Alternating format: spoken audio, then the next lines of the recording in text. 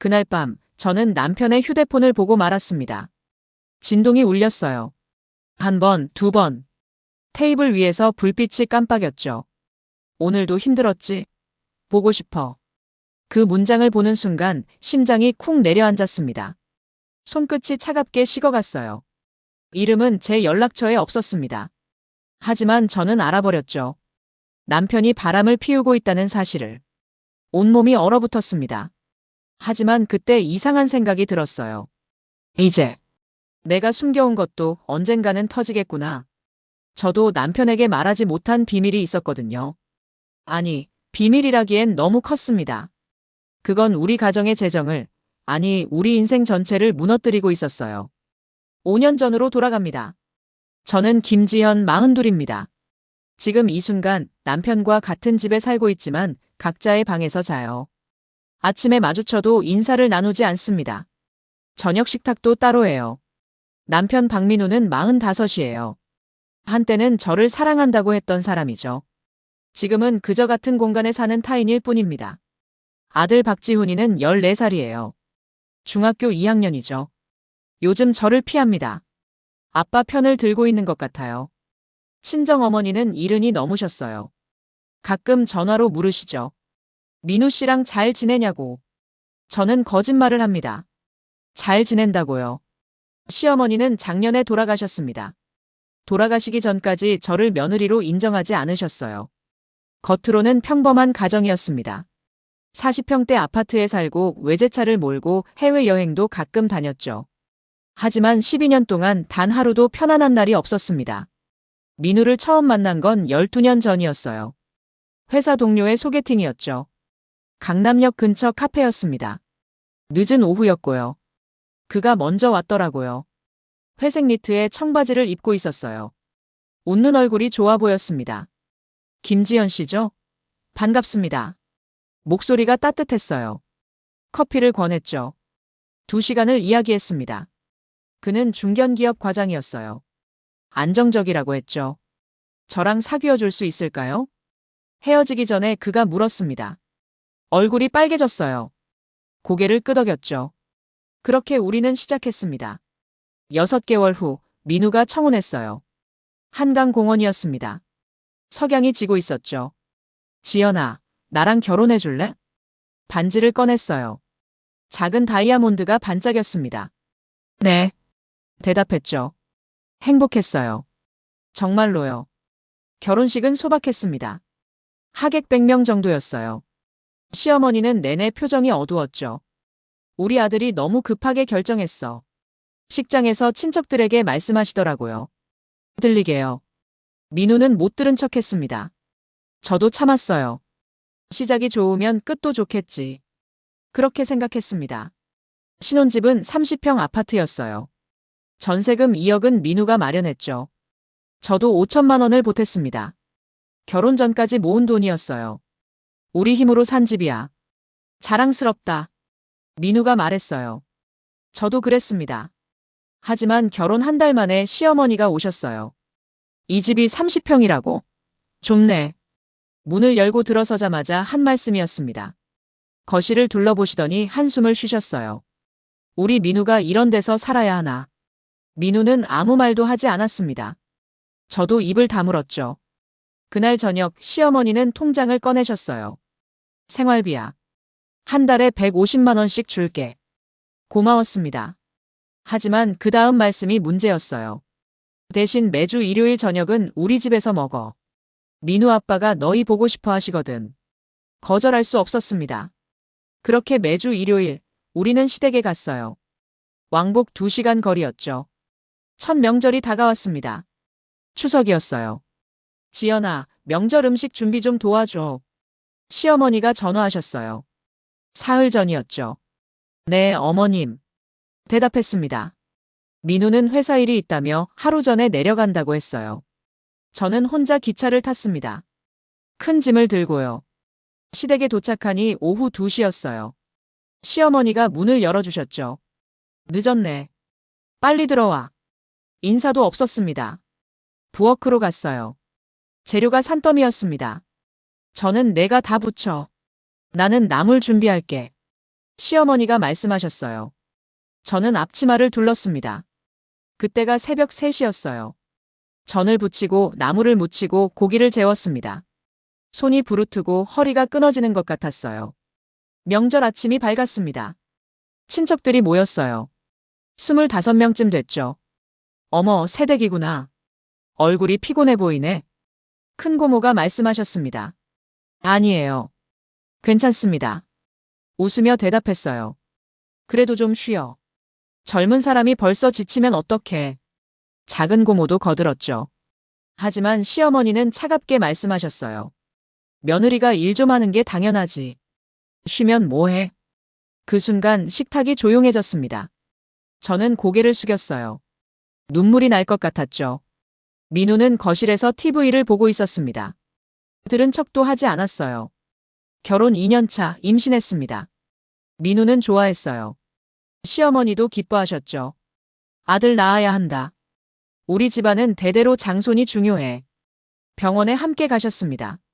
초음파를 보시더니 물으셨어요. 의사 선생님, 성별 알 수 있나요? 아직 이르지만. 아마 아들 같습니다. 의사가 대답했죠. 시어머니 얼굴이 환해졌어요. 역시 우리 며느리야. 처음으로 칭찬을 들었습니다. 하지만 출산은 지옥이었어요. 진통이 28시간 지속됐죠. 제왕절개를 했습니다. 아들이에요. 간호사가 말했어요. 저는 아이 얼굴도 제대로 보지 못했습니다. 정신을 잃었거든요. 깨어났을 때 병실에 시어머니가 계셨어요. 지훈이 정말 잘생겼어. 우리 민우 닮았어. 아기를 안고 계셨죠. 민우는 옆에서 웃고 있었습니다. 저는 물었어요. 제가 안아봐도 될까요? 아직 힘들잖아. 좀 쉬어. 시어머니가 말씀하셨습니다. 제 아들인데 안아볼 수도 없었어요. 산후조리원에 가고 싶었습니다. 민우야, 나 조리원 갈 수 있을까? 조심스럽게 물었어요. 비싸잖아. 2주에 300만 원이야. 민우가 난색을 표했죠. 그럼 1주만이라도. 우리 엄마가 집에서 봐주신대. 괜찮아. 결국 시댁에서 산후조리를 했습니다.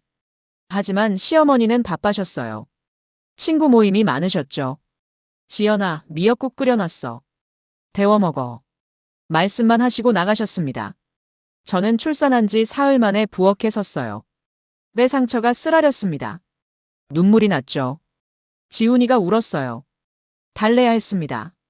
앉았다 일어났다 반복했죠. 어지러웠어요. 한 달이 지났습니다. 집으로 돌아왔어요. 민우는 회사에 갔고요.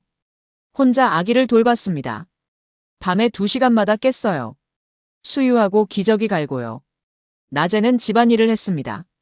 빨래, 청소, 요리. 몸이 남아나질 않았어요. 민우야, 나 너무 힘들어. 어느 날 밤 울며 말했습니다. 다들 그렇게 키워. 조금만 참아.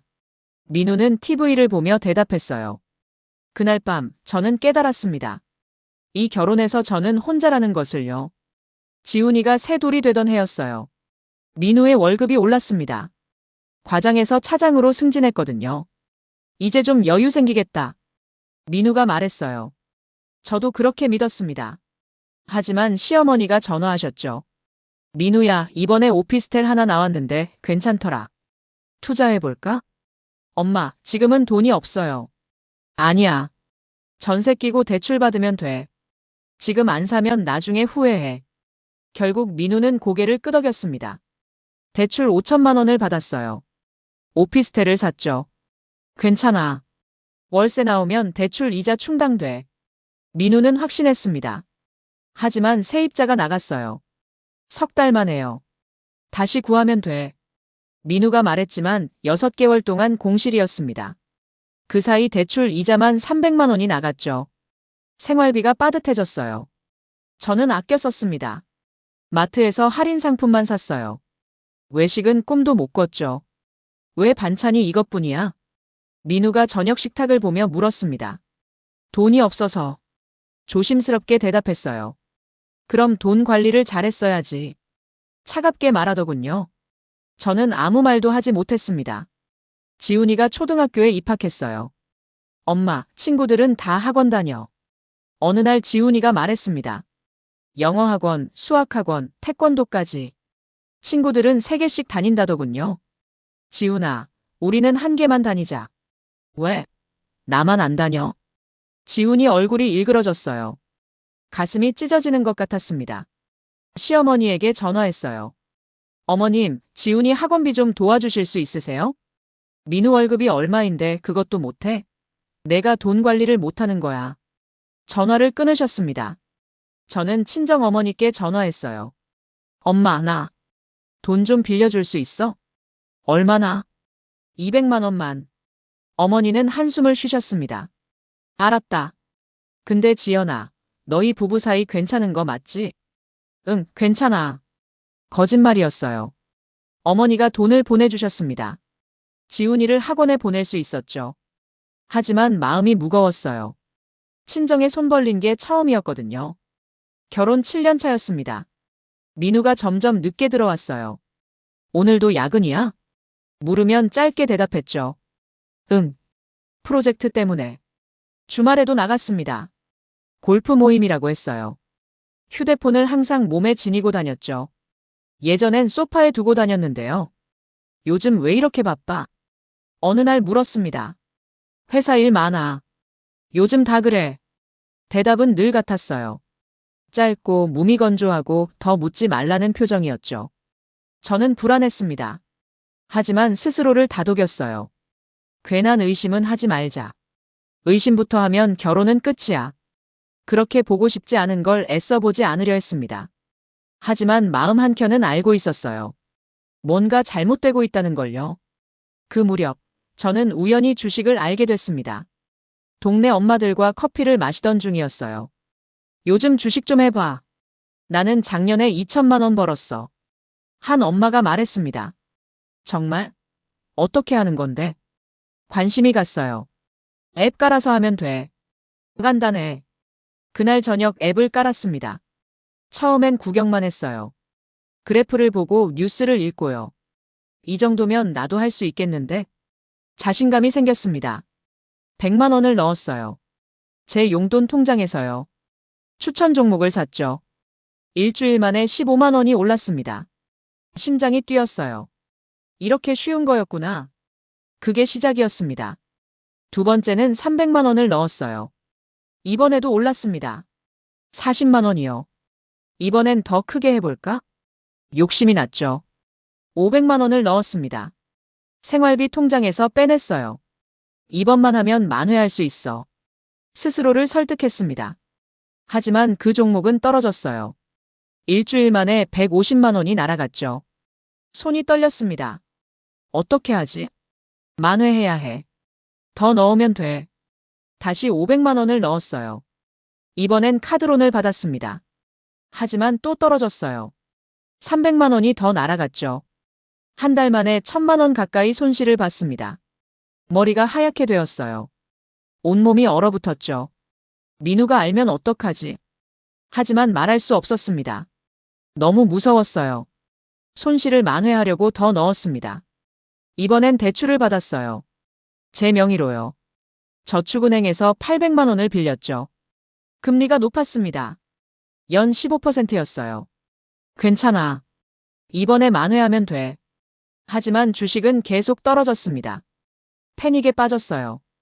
밤마다 차트를 들여다봤죠. 민우가 물었습니다. 요즘 왜 그래? 얼굴이 안 좋아. 아니야. 괜찮아. 거짓말을 했어요. 석 달이 지났습니다. 빚은 1,500만 원이 됐어요. 이자만 한 달에 20만 원이었죠. 생활비에서 빼내 갚았습니다. 카드값도 밀렸어요. 통장이 텅텅 비어갔죠. 지연아, 이번 달 카드값이 왜 이렇게 많아? 민우가 명세서를 보며 물었습니다. 지훈이 학원비도 있고 물가도 올랐어.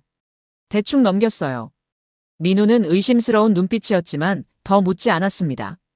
제 명의 대출 한도가 다 찼어요. 카드론도 현금 서비스도 더 이상 받을 수 없었습니다. 어느 날 밤 민우가 샤워하러 들어갔어요. 책상 위에 서류가 있었습니다. 대출 서류였죠. 민우의 공인인증서가 컴퓨터에 저장돼 있었어요. 비밀번호도 알고 있었고요. 심장이 미친 듯이 뛰었습니다. 안 돼. 이건 선을 넘는 거야. 하지만 손은 이미 움직이고 있었어요. 클릭했습니다. 대출 신청 화면이 떴죠. 1,000만 원. 확인 버튼을 눌렀어요. 승인됐습니다. 그 순간 제가 넘지 말았어야 할 선을 넘었다는 걸 알았습니다. 하지만 이미 늦었어요. 돈이 들어왔습니다. 민우 통장으로요. 저는 그걸 제 통장으로 옮겼어요. 빚을 갚았죠. 언젠간 갚으면 돼. 가족이니까. 스스로를 합리화했습니다. 두 번째, 세 번째도 받았어요. 민우 명의로요. 매번 이번이 마지막이라고 다짐했지만 계속됐습니다. 빚은 눈덩이처럼 불어났어요. 1년 만에 4천만 원이 됐습니다. 민우는 몰랐어요. 정확히 말하면 모른 척하고 있었는지도 모르죠. 요즘 통장에서 돈이 왜 이렇게 빨리 나가? 가끔 물었지만 제 대답을 듣고는 넘어갔어요. 물가도 오르고 지훈이 학원비도 있고. 민우는 더 이상 묻지 않았습니다. 그 틈에서 그는 점점 멀어져 갔어요. 야근은 더 잦아졌고 주말 출근도 늘어났죠. 집에 있어도 다른 방에만 있었습니다. 저는 알았어요. 그가 저에게서 도망치고 있다는 걸요. 하지만 저도 마찬가지였습니다. 저 역시 진실에서 도망치고 있었죠. 어느 날 밤 지훈이가 물었습니다. 엄마, 아빠랑 싸웠어? 아니야. 왜? 요즘 아빠가 엄마 얘기 안 해. 지훈이 얼굴이 어두웠어요. 가슴이 찢어지는 것 같았습니다. 엄마 아빠는 괜찮아. 걱정 마. 머리를 쓰다듬어 줬죠. 하지만 지훈이는 알고 있었을 거예요. 우리 집이 무너지고 있다는 걸요. 그날 밤 저는 거울을 봤습니다. 얼굴이 야위어 있었어요. 눈 밑에 다크서클이 짙었죠. 나는 대체 뭘 하고 있는 거지? 눈물이 났습니다. 하지만 멈출 수 없었어요. 이미 너무 깊이 빠져 있었거든요.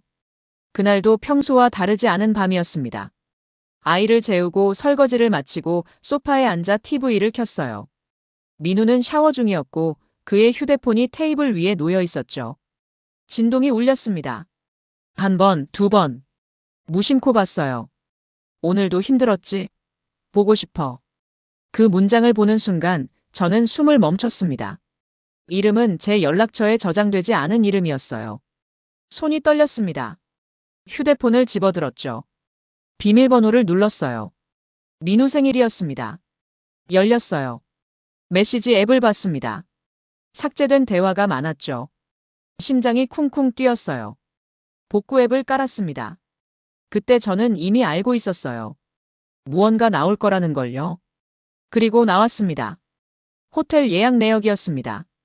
카카오톡 대화도 있었어요. 어제 너무 좋았어. 다음엔 우리 집 말고 밖에서 보자. 조심해. 아내한테 들키면 안 돼. 스크롤을 내렸습니다. 대화가 수십 개였죠. 사진도 있었어요. 여자 얼굴이 보였습니다. 젊었어요. 한눈에 봐도 30 전후였죠. 온몸이 얼어붙었습니다. 손이 떨려서 휴대폰을 놓칠 뻔했어요. 그 순간에도 이상하게도 제 머릿속엔 이런 생각이 먼저 들었습니다. 이제 내가 숨겨온 것도 언젠가는 터지겠구나. 샤워실 문이 열렸어요. 민우가 나왔습니다. 수건으로 머리를 말리고 있었죠. 저는 휴대폰을 들고 일어섰습니다. 이게 뭐야? 휴대폰을 그의 얼굴 앞에 내밀었어요. 민우의 얼굴이 하얗게 질렸습니다. 그게 말을 더듬었죠. 이게 왜 여기 있어? 설명해. 목소리가 떨렸습니다.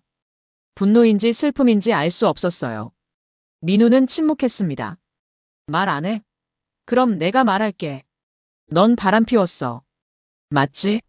아니야. 처음엔 부인했어요. 아니긴 뭐가 아니야. 여기다 있잖아. 휴대폰을 흔들었습니다. 그건 회사 사람이야. 회사 사람이랑 호텔을 가. 오해야. 정말로. 오해? 어제 너무 좋았대. 이게 오해야? 민우는 말문이 막혔습니다. 증거는 너무 많았어요. 변명할 수 없었죠. 결국 그는 고개를 숙였습니다. 미안해. 그 한마디에 저는 더 화가 났습니다. 미안하면 끝이야? 그 여자랑 몇 번이나 만났어? 민우는 대답하지 않았어요. 침묵이 모든 걸 말해주고 있었습니다. 그날 밤 저는 친정에 전화했어요. 엄마, 민우가 바람 피웠어. 목소리가 떨렸습니다. 뭐라고? 그 자식이. 어머니가 소리쳤죠. 당장 이혼해. 그건 절대 용서할 일이 아니야. 친구에게도 전화했습니다. 울면서요. 지연아, 괜찮아? 괜찮을 리가 없지. 모두가 말했어요. 이혼해야 해. 그런 남자랑 살 수 없어. 저도 그렇게 생각했습니다. 하지만 이상하게도 마음 한켠이 무거웠어요. 그 이유를 저는 알고 있었기 때문입니다. 이 결혼이 이렇게까지 된 데에는 저의 선택도 있었다는 것을요. 일주일이 지났습니다. 민우와 저는 말을 섞지 않았어요. 같은 집에 있었지만 각자의 방에서 잤죠. 아침 식탁도 따로였습니다. 지훈이는 눈치를 봤어요. 엄마, 아빠랑 왜 안 이야기해? 복잡한 일이 있어. 그 이상 설명할 수 없었습니다. 어느 날 저녁 민우가 거실로 왔어요. 지연아, 우리 이야기 좀 하자. 할 말 없어. 차갑게 대답했죠. 미안해. 정말 미안해. 민우가 무릎을 꿇었습니다. 다시는 안 그럴게. 끊었어. 진짜야. 눈물을 흘리더군요. 저는 웃음이 나왔어요. 비웃음이었죠. 끊었다고. 믿을 수 있을 것 같아? 지연아. 가. 목이 싫어. 민우는 일어섰습니다. 방으로 들어가더군요. 그날 밤 저는 생각했어요. 이혼해야 하나. 하지만 결정할 수 없었습니다. 왜냐하면 저도 할 말이 있었거든요. 한 달이 지났습니다.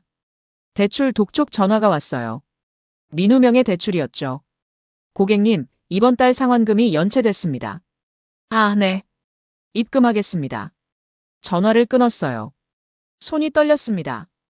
이제 더 이상 숨길 수 없겠구나. 통장을 확인했습니다. 잔액이 30만 원이었어요. 빚은 5,500만 원이 돼 있었습니다. 이자만 한 달에 80만 원이었죠. 생활비도 빠듯했어요. 카드값도 밀렸고요. 어떡하지? 머리가 하얗게 됐습니다. 그날 저녁 민우가 서류를 들고 왔어요. 지연아, 이건 뭐야? 대출 연체 통지서였습니다. 내 명의로 대출이 있던데? 내가 받은 적 없는데. 얼굴이 굳어 있었죠. 심장이 쿵 내려앉았습니다. 그게 말이 나오지 않았어요. 설명해. 이게 뭐냐고. 민우 목소리가 차가웠습니다. 저는 결국 말했습니다. 나도 할 말 있어. 민우가 고개를 들었어요. 나 빚 있어. 처음엔 대수롭지 않게 들었습니다. 빚? 얼마나? 5,500만 원. 숫자를 말하자 민우 얼굴이 굳었어요. 그게 무슨 소리야? 주식. 하다가 목소리가 떨렸습니다. 주식? 내가 주식을 해? 민우가 소리를 높였죠. 그래서 대출을 받았어. 처음엔 내 명의로 받았는데 한도가 다 차서. 그래서 당신 명의로 받았어. 순간 거실이 조용해졌습니다. 민우는 믿을 수 없다는 표정이었어요. 내 명의로?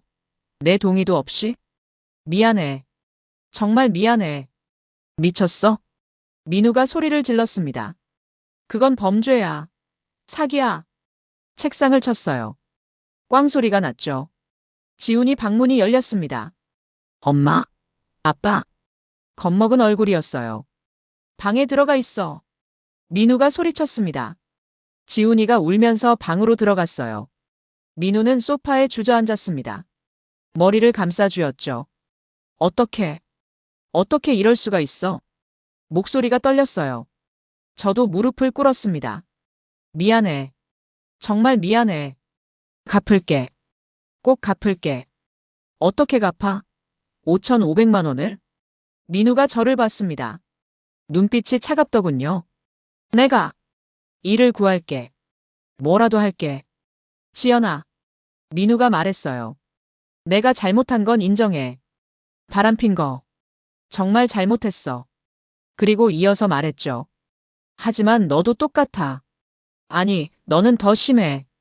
그 말이 제 가슴을 찔렀습니다. 넌 범죄를 저질렀어. 내 명의를 도용한 거야. 맞았습니다. 그도 잘못했고 저도 잘못했어요. 그날 이후 우리는 더 이상 피해자와 가해자가 아니었습니다. 그저 서로를 망가뜨린 두 사람이었죠. 다음 날 민우가 말했어요. 통장 다 내놔. 왜? 확인해야지. 얼마나 더 숨긴 게 있는지. 저는 통장을 모두 꺼냈습니다. 민우가 하나하나 확인했어요. 이것도 대출이야? 응. 이것도? 응. 숨겼던 것들이 다 드러났습니다. 카드론, 현금 서비스, 저축은행 대출. 총액은 6,200만 원이었어요. 민우는 한숨을 쉬었습니다. 우리 집 망했네. 그 말에 저는 아무 대답도 할 수 없었어요. 그런데 말입니다. 민우가 서류를 뒤지다가 뭔가를 발견했어요. 지연아, 이게 뭐야? 오래된 봉투였습니다. 그게 뭔데? 모르겠어. 우리 엄마가 결혼할 때 준 것 같은데. 봉투를 열었어요. 편지가 있었죠. 시어머니 필체였습니다. 지연아, 이 편지는 내가 죽고 난 후에 읽어라. 심장이 뛰었어요. 너에게 미안한 게 있다. 사실은 그 다음 문장을 읽는 순간 온몸이 얼어붙었습니다. 너는 우리 집안 사람이 아니다. 뭐라고? 민우가 제 어깨 너머로 봤어요. 너의 친어머니는 따로 있다. 내가 입양한 거다. 입양? 저는 입양하였다는 말인가요? 머리가 하얗게 됐습니다. 이게 무슨 소리야? 민우도 당황했어요. 편지는 계속됐습니다. 하지만 너를 며느리로 들인 건 이유가 있다. 너는 재벌가의 딸이었다. 손이 떨렸습니다. 내 친부모는 사고로 돌아가셨고 유산은 너에게 남겨졌다. 하지만 내가 그걸 가로챘다. 편지가 바닥에 떨어졌습니다. 온몸에 힘이 빠졌어요. 이게 무슨 소리야? 민우가 편지를 집어들었습니다. 끝까지 읽었죠. 내 친부모는 정재윤, 한수미 부부다. 정재윤은 대기업 회장이었고 사고로 두 분 다 돌아가셨다. 너는 당시 3살이었다. 유산 50억이 너에게 남겨졌다. 하지만 내가 후견인이 되어 그 돈을 관리했고 결국 다 써버렸다. 너를 며느리로 들인 건 속죄하기 위해서였다. 하지만 나는 너를 학대했다. 용서를 구한다. 편지는 거기서 끝났어요. 저는 소파에 주저앉았습니다. 50억. 내 돈이 50억이었다고. 믿을 수 없었습니다. 민우도 얼굴이 하얗게 질려 있었어요. 엄마가 그런 걸 숨기고 있었어? 그날 밤 우리는 한마디도 하지 못했습니다. 세상이 무너지는 것 같았어요. 다음 날 민우가 말했어요. 변호사한테 가보자. 왜? 확인해야지. 이게 사실인지. 변호사 사무실로 갔습니다. 편지를 보여줬어요. 이게 진짜인지 알 수 있을까요? 변호사가 편지를 읽었습니다. 표정이 심각해지더군요. 정재윤 회장님, 25년 전 사고로 돌아가신 분 맞습니다. 그럼 유산은요? 확인해봐야겠지만 후견인에게 넘어갔을 가능성이 큽니다. 50억이 다 사라졌을 수도 있다는 거죠? 변호사가 고개를 끄덕였어요. 네. 하지만 부동산이 남아있을 수도 있습니다. 조사해 볼게요. 일주일 후 변호사에게서 전화가 왔습니다. 김지연 씨, 좋은 소식이 있습니다. 심장이 뛰었어요. 부동산이 남아있습니다. 강남에 빌딩 하나요. 빌딩이요? 네. 시어머님이 매각하지 못한 겁니다.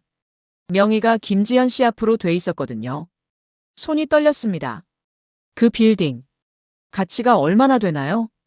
현재 시세로 약 30억입니다. 귀를 의심했어요. 30억. 제 명의로 된 빌딩이 30억이라고요? 민우와 저는 그 빌딩을 보러 갔습니다. 강남역 근처였어요. 5층짜리 작은 빌딩이었죠. 여기가 내 거라고? 믿기지 않았습니다. 네. 1층부터 5층까지 전부 김지연 씨 명의예요. 변호사가 확인해줬어요. 현재 임대료가 한 달에 1,200만 원씩 나오고 있었습니다. 임대료는 어디로 가고 있었나요? 시어머님 계좌로 들어가고 있었습니다. 12년 동안이요.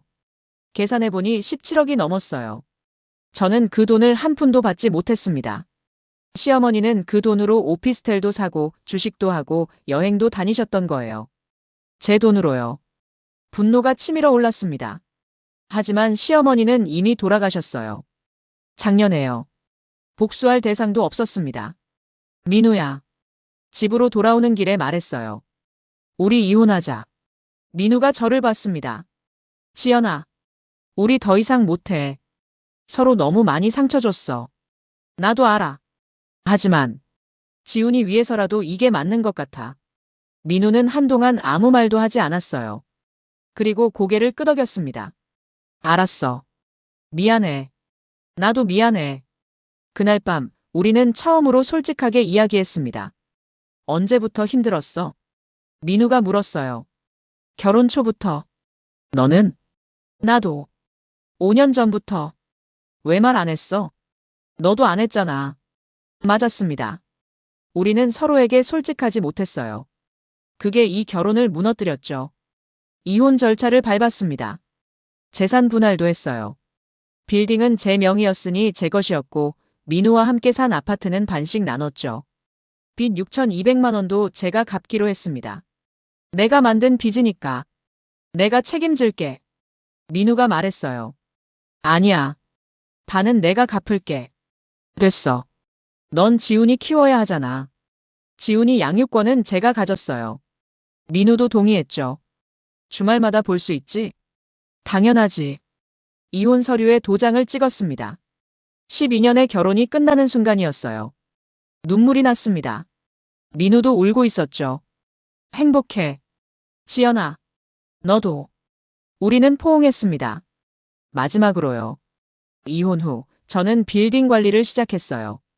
변호사가 도움을 줬습니다. 임대료를 직접 받으시면 됩니다. 한 달에 1,200만 원이요. 처음 받은 임대료로 빚을 갚았어요. 5개월 만에 6,200만 원을 모두 갚았습니다. 그리고 남은 돈으로 작은 카페를 열었어요. 빌딩 1층에요. 지연이네 카페라고 이름 붙였죠. 직접 커피를 내리고 손님을 맞았습니다. 처음엔 서툴렀어요. 하지만 조금씩 나아졌죠. 손님들이 말했어요. 사장님 커피 맛있어요. 여기 분위기 좋네요. 그 말 한마디가 저를 살렸습니다. 지훈이는 처음엔 힘들어했어요. 엄마 아빠는 언제 와? 이번 주말에 볼 수 있어. 왜 같이 안 살아? 대답하기 어려웠습니다. 엄마 아빠는 사이가 좋지 않았어. 하지만 지훈이는 정말 사랑해. 지훈이가 울었어요. 내 잘못이야? 내가 말 안 들어서? 가슴이 찢어지는 것 같았습니다. 아니야. 절대 내 잘못이 아니야. 꽉 안아줬어요. 엄마 아빠는 서로 상처를 많이 줬어. 그래서 떨어져 사는 게 더 좋은 거야. 하지만 지훈이는 변함없이 사랑받는 아이야. 지훈이가 제품에서 울었습니다. 한참을 그렇게 있었어요. 시간이 지나면서 지훈이도 적응했습니다. 주말마다 민우를 만났고 평일엔 저와 함께 있었죠. 엄마, 오늘 아빠랑 영화 봤어. 재밌었어. 그래? 다행이다. 근데 엄마가 더 좋아. 지훈이가 웃었어요. 그 미소를 보니 눈물이 났습니다. 잘한 결정이었구나. 1년이 흘렀습니다. 카페는 잘 됐어요. 단골 손님도 생겼죠. 사장님, 오늘도 아메리카노 하나요? 네, 금방 만들어 드릴게요. 임대료로 생활비를 충당하고 카페 수익은 저축했습니다. 지훈이 교육비도 넉넉하게 될 수 있었어요. 엄마, 나 피아노 배우고 싶어. 그래? 그럼 배워보자. 진짜? 응. 내가 하고 싶은 거 다 해봐. 지훈이가 좋아했어요. 예전엔 돈이 없어서 못 시켰던 것들을요. 이제는 할 수 있었습니다. 민우도 가끔 카페에 들렀어요. 잘 지내? 응. 너는? 나도. 어색했지만 나쁘지 않았습니다. 지훈이 잘 크고 있어. 고마워. 당연한 거지. 우리 아들인데. 민우가 웃었어요. 새로 만난 사람 있어? 조심스럽게 물었습니다. 아니. 너는? 나도. 거짓말이었어요. 사실 한 분이 있었습니다. 카페 단골 손님이었죠. 나이는 저보다 5살 많았어요. 하지만 아직 시작할 준비가 안 됐습니다. 2년이 흘렀습니다. 어느 날 지훈이가 말했어요. 엄마, 나 이번에 피아노 콩쿠르 나간대. 정말? 대단한데? 엄마도 올 거지? 당연하지. 콩쿠르 날 저는 객석에 앉았어요. 민우도 왔더군요. 왔구나. 응. 우리 아들인데 당연하지. 지훈이가 무대에 올랐습니다. 피아노 앞에 앉아 건반을 쳤어요. 쇼팽의 녹턴이었습니다. 아름다운 선율이 흘러나왔어요. 눈물이 났습니다. 제 옆에서 민우도 울고 있었죠. 잘 컸다. 민우가 속삭였어요. 응. 우리가 잘 키웠어. 그 순간 저는 깨달았습니다. 우리 결혼은 실패했지만 지훈이만큼은 성공이었다는 걸요. 3년이 지난 지금입니다. 저는 카페를 2개로 늘렸어요. 2호점은 지훈이 이름을 땄습니다. 지훈이네 카페라고요. 엄마, 내 이름이야? 응. 내가 엄마한테 준 행운이거든. 지훈이가 웃었어요. 민우는 재혼했습니다. 좋은 사람을 만났다고 하더군요. 축하해. 진심으로 말했어요. 너도 행복해. 민우도 웃었죠. 저도 새로운 사람을 만나고 있습니다. 카페 단골 손님이었던 그분이에요. 천천히 알아가는 중입니다. 서두르지 않으려고요. 엄마 요즘 표정이 밝아졌어. 지훈이가 말했어요. 그래? 응. 좋은 일 있어? 있을 수도. 지훈이가 장난스럽게 웃었습니다. 남자친구 생겼어? 아니야. 그냥 친구야. 얼굴이 빨개졌어요. 지훈이가 깔깔 웃었죠. 어제 친정어머니께서 전화하셨습니다. 지연아, 요즘 어떻게 지내니? 잘 지내요, 엄마. 카페는 잘 되고. 네. 손님도 많고요. 다행이다. 엄마가 걱정 많이 했잖아. 이제 걱정 안 하셔도 돼요. 그래. 우리 딸 정말 잘 견뎌줬어. 어머니 목소리가 울먹였어요. 엄마, 괜찮아요. 저 이제 행복해요. 그 말 들으니 엄마도 마음 놓인다. 전화를 끊고 거울을 봤습니다. 예전에 저와는 달랐어요. 얼굴에 생기가 돌았고 눈빛이 살아있었죠. 나는 해냈구나. 스스로를 다독였습니다. 오늘 아침 카페 문을 열었습니다. 단골 손님이 들어오셨어요. 사장님, 오늘도 활기차시네요. 감사합니다. 웃으며 대답했죠. 커피를 내리면서 생각했습니다. 5년 전 남편의 휴대폰을 봤던 그날. 그날부터 모든 게 무너졌어요. 남편의 바람, 제 빚, 숨겨진 과거. 하지만 그 무너진 자리에서 저는 다시 일어섰습니다. 더 강하게, 더 당당하게요. 구독자 여러분, 결혼이 무너진다고 인생이 끝나는 건 아니에요. 오히려 새로운 시작일 수 있습니다. 저는 12년의 결혼 생활 동안 저를 잃어버렸어요. 남편의 아내로, 아이의 엄마로, 며느리로만 살았죠. 하지만 이혼 후 저는 진짜 나를 찾았습니다. 빚도 있었고 배신도 당했고 숨겨진 과거도 있었어요. 그 모든 게 저를 무너뜨렸지만 동시에 일으켜 세웠습니다. 42의 나이에 다시 시작한 인생. 지금 저는 행복합니다. 완벽하지 않지만 제 것이거든요. 여러분도 포기하지 마세요. 인생은 언제든 다시 시작할 수 있어요. 제가 증명했습니다. 오늘 이야기가 누군가에게 작은 위로가 되었으면 좋겠습니다. 힘내세요. 여러분도 할 수 있습니다. 좋아요와 구독 부탁드립니다. 감사합니다.